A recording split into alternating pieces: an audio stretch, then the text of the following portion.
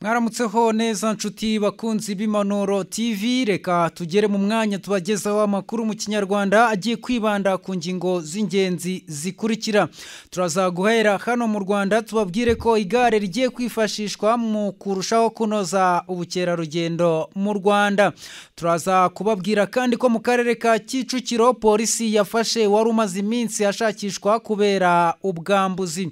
Turaza kwerekeza no mu yandi makuru tubabwire ko muri muzika uwitwa Igor Mabano yaserutse neza mu gitaramo cya kabiri cya Iwacu Muzika Festival. Ninde utahiwe? Turaza kubireba byose muri aya makuru. Turaza kandi kwerekeza no mu mikino y'umupira w'amaguru tubabwire ko Cristiano Ronaldo na Messi bavuye ku wundi mubumbe ndetse Samuel Eto'o turaza kubabwira ibye. Hari amakuru agaragaza ko igikombe cya Afrika muri 2021 gishobora gusubikwa. Ese biteye bite? Turaza kubiva imuzingo. Ndetse turaza no kwerekeza hanze y'imbibi z'u Rwanda tubabwire ko Batatu bapfuye undi arahumana burundu nyuma yo kunywa umuti usukura intoki cyangwa se hand sanitizer. Muri Amerika ho byifashe gute? Turaza kubabwira ko Amerika yakuyeho visa ku bategetsi b'Ubushinwa ishinja kubangamira ubwigenge bwa Hong Kong. Aya n'amakuru yose mwateguriwe n'itsinda rigari ry'abanyamakuru ba Impanuro TV. Nge ugiye kuyabagezaho nitwa Rukundo Emmanuel. Reka tuze tuyarambure mu buryo burambuye mu kanya.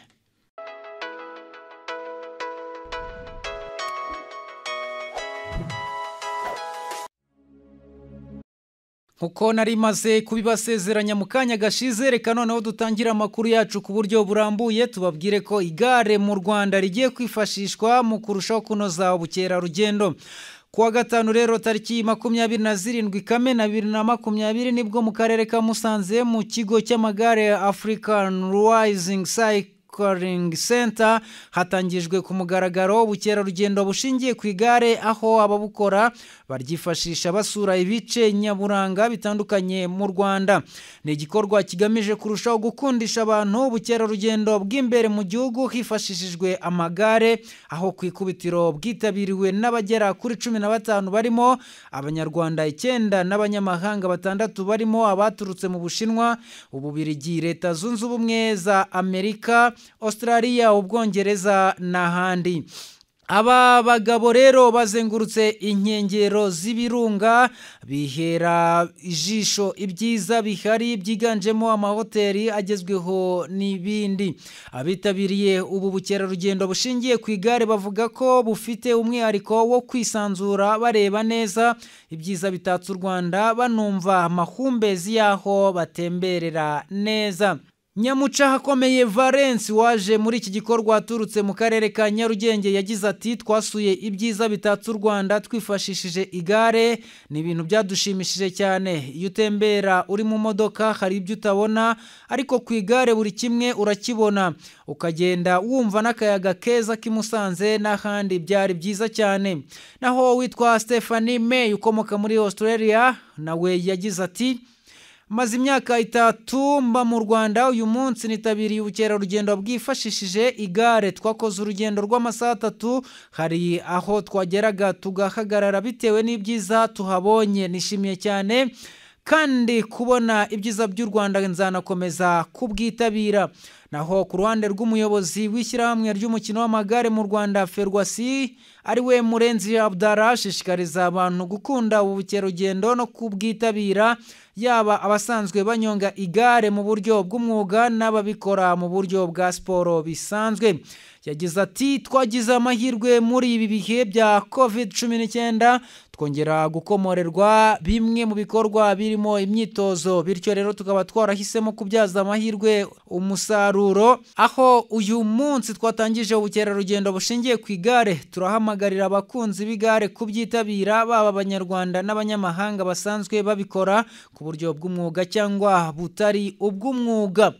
Muri ubu bukerarugendo bushingiye ku igare kuri ubu kuva muri Nyakanga kugeza muri Nzeri, abantu bagiye biyandikisha aho bazasura ibice bitandukanye bibonekamo ibyiza bitatse u Rwanda, bakazajya babikora mu matsinda hubahirizwa amabwiriza yo kwirinda COVID-19. Ikindi cyiciro cyo gusura kizitangira mu Gushyingo 2020, abantu bishimira gusoza umwaka neza no kwizihiza Noheli n'Ubunani. Uwifuza gukora ubukerarugendo yifashishije igare ariko aryifitiye yishyura ibihumbi 25, agahabwa ibikoresho yifashisha muri ubwo bukerarugendo ndetse n'abamuherekeza aribo abagide, ndetse udafite igare rye yishyura ibihumbi 35 agahabwa igare n'ibindi byose.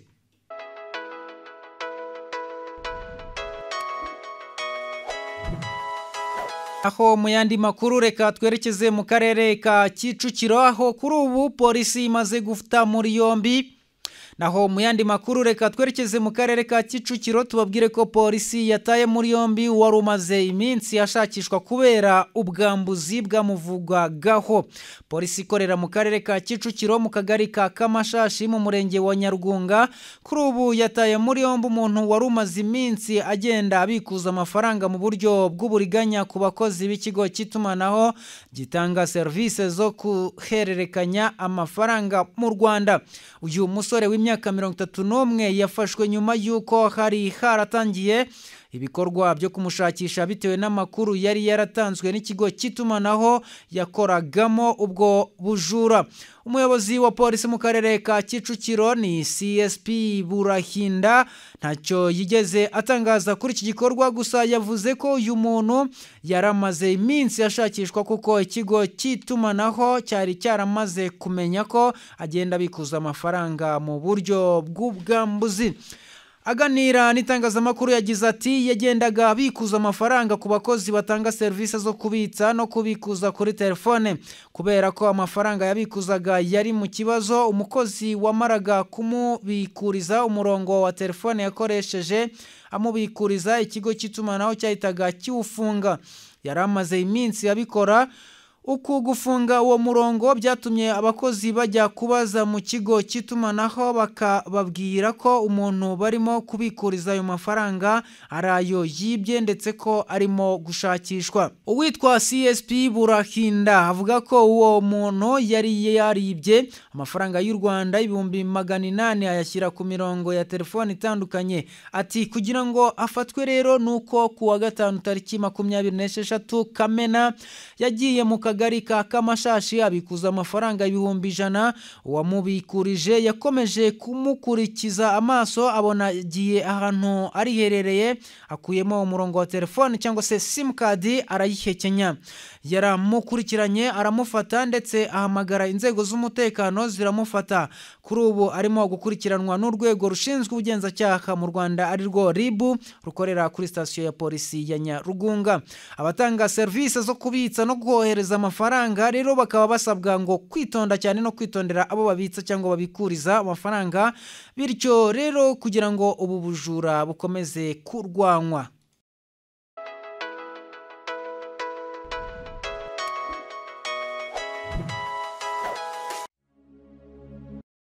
Reka noneho twerekeze no makuru y'imyidagaduro, tuhereye muri muzika aho witwa Igor Mabano yunguyu muramuzi cyane n'umuhanzi nyarwanda yaserutse neza mu gitaramo cya kabiri cya Iwacu Muzika Festival Ninde Utahiwe nanone.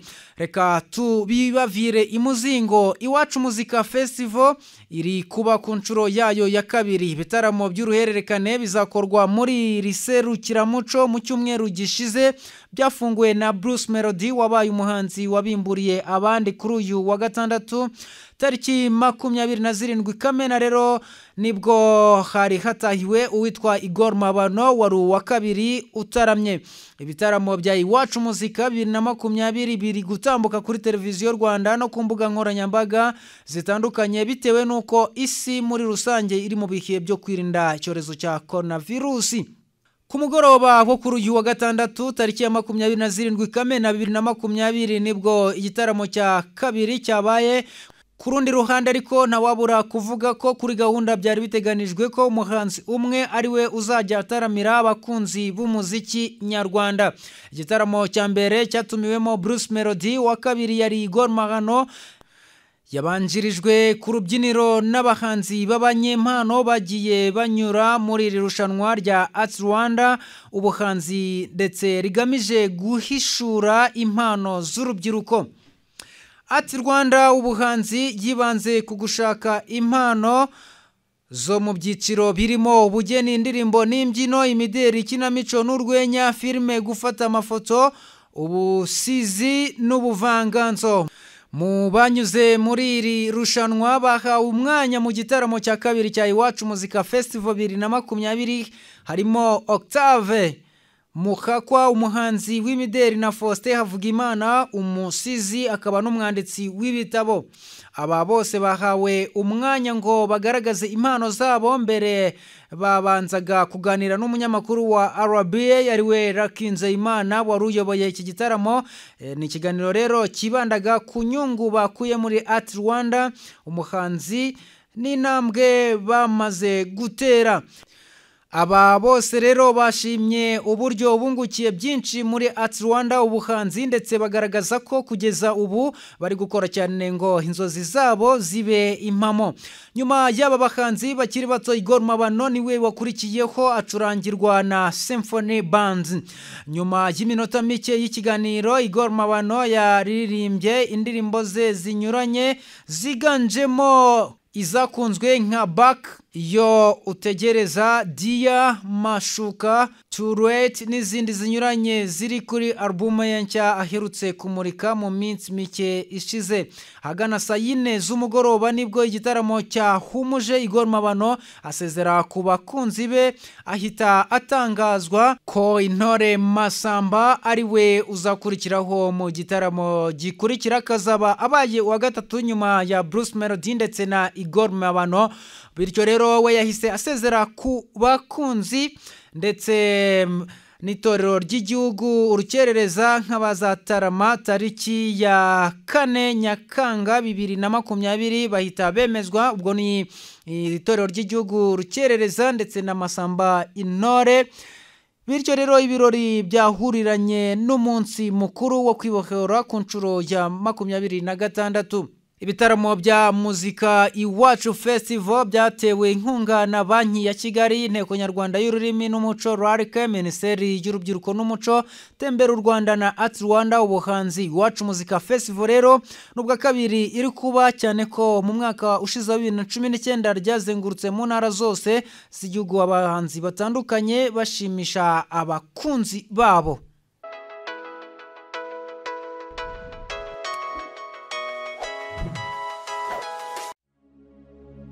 Reka dukomeze n'amakuru mu myidagaduro twambutse hanze y'imbibi z'u Rwanda. Duhereye kuri iyi nkuru ivugwa ko Cristiano Ronaldo na Messi bavuye ku wundi mubumbe. Samuel Eto'o we bimeze bite?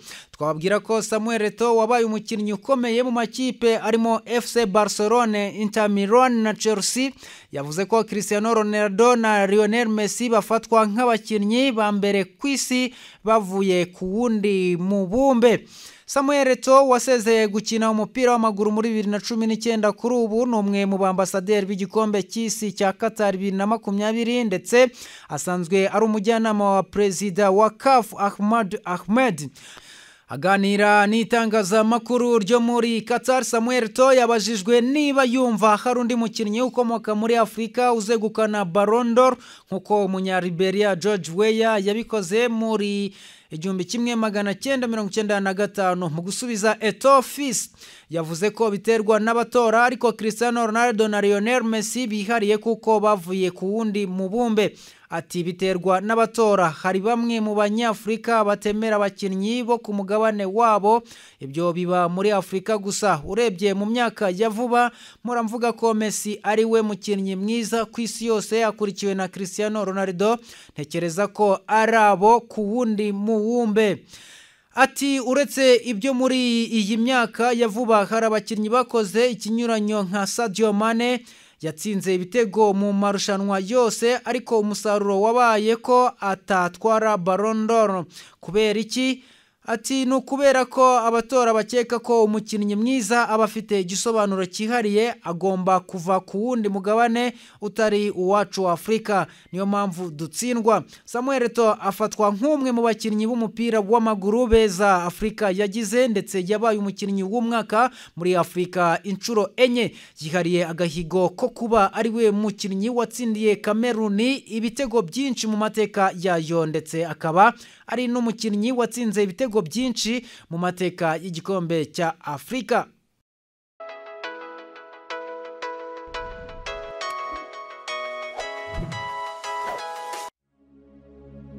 Tukiri kuri aya makuru avugwa mu mikino, nuko igikombe cya Afurika 2021 kitezwe mu mwaka utaha gishobora kutazaba.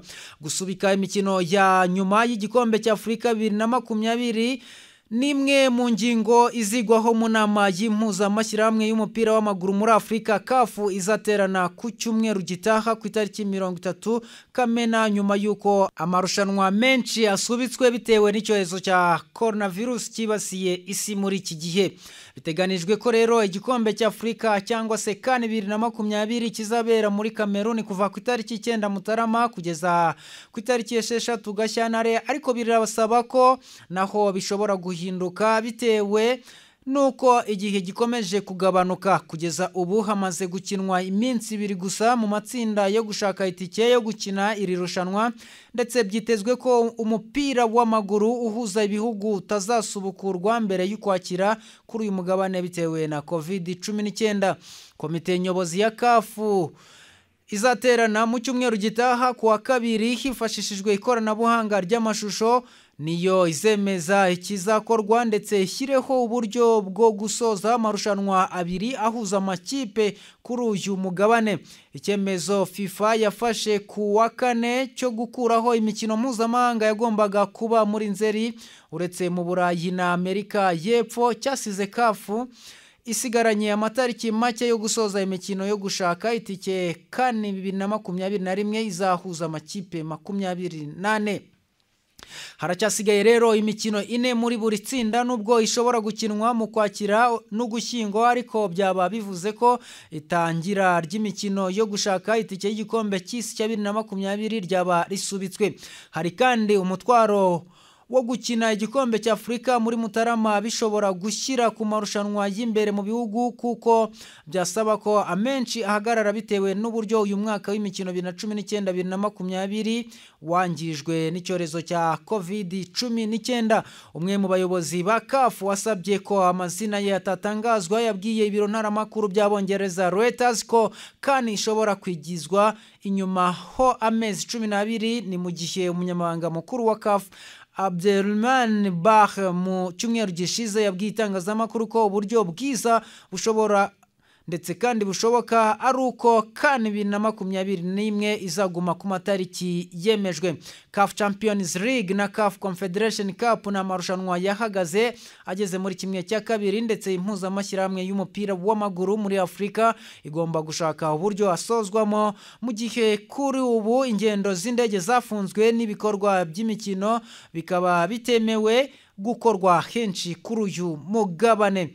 CAF rero ngo ikaba igomba kandi gufata icyemezo niba CAN 2020 yagombaga kubera muri Cameroon muri Mata izakurwaho burundu. Hazafatwa kandi icyemezo ku gikombe cya Afurika cy'abagore cyagombaga kuba mu Gushyingo, ariko kugeza ubu imikino yo gushaka itike ikaba itararangiye kuri iri rushanwa, bikaba rero bisaba ndetse binasa naho iri rushanwa rishobora gukurwaho kuko CAF itarabona igihugu kizaryakira nyuma y'uko Kongo yari kuryakira yakuyemo ubusabe bwaryo muri Nyakanga umwaka ushize.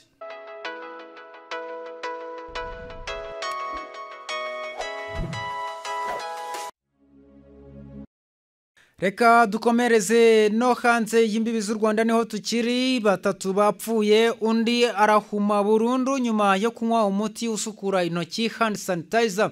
Inzego z'ubuzima muri Leta Zunze Ubumwe za Amerika zatangaje ko abantu batatu bo muri leta ya New Mexico bapfuye, undi umwe arahuma burundu nyuma yo kunywa umuti usukura intoki ari wo hand sanitizer. ubuyobozi rero buvuga ko abandi bantu batatu barembye cyane. Amakuru akavuga ko aba bantu uko ari 7 banyoye uyu muti urimo ikinyabutabire cya methanol mu kwezi gushize. Umunyamabanga wa leta ushinzwe iby'ubuzima muri iyi leta Kati Kenta yagize ati niba utekereza ko ushobora kuba waranyoye cyangwa warakoresheje umuti usukura intoki hand sanitizer irimo methanol wajya gushaka abaganga kuko umuti urwanya uburozi bwa methanol urahari, ariko kugira ngo ukire nuko uba wahageze kare. CNN dukesha iyi nkuru ivuga ko abantu bamwe bazwiho gukoresha imiti isukura intoki kugira ngo basinde kubera ubushobozi bwo gusindisha buyirimo. Mbere y'icyorezo cya coronavirus iyi miti isukura intoki yari yaragiye ibuzwa gukoreshwa mu magereza menshi kubera gutinya ko abagororwa bayinywa cyangwa bakayikoresha kugira ngo twike ibintu bitandukanye cyangwa nabo ubwabo bitwike. Gusa ikigo gishinzwe kurwanya indwara cyategetse ko izi ngamba zo kuyikumira zigabanywa kugira ngo ifashe mu kurwanya coronavirus.